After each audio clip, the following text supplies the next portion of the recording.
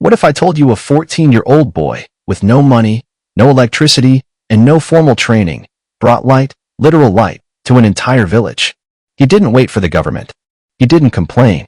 He built a solution with his own two hands, using trash, sunlight, and relentless belief.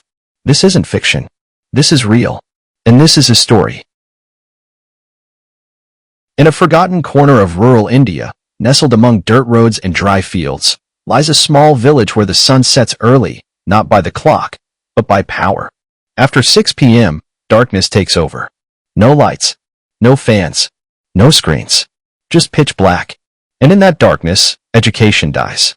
Children pack up their books early. Dreams shrink into silence. But not for Arjun. At 14, he was supposed to be just another face in the crowd. Poor, powerless, forgotten.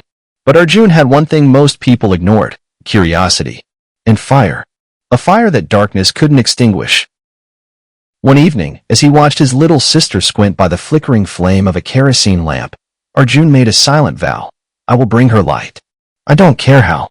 He had no electricity, no tools, no money. But he had an old bicycle, a junkyard, and a schoolteacher who once said, the sun is a battery in the sky.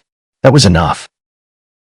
Arjun spent hours in a small cyber cafe, using his only 5 rupees to Google how to make a solar light.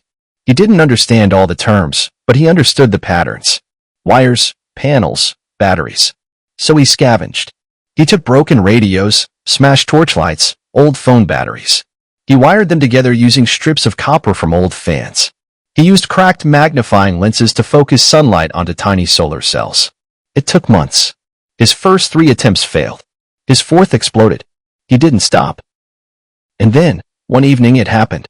A flicker. A pulse. And then, a glow. Arjun had built a working solar-powered lantern, bright enough to read, charge a phone, and keep the darkness out for 5 full hours. He gave it to his sister. She cried. He smiled. That night, 2 people in the village saw light where there was none before. Word spread. Slowly, then all at once.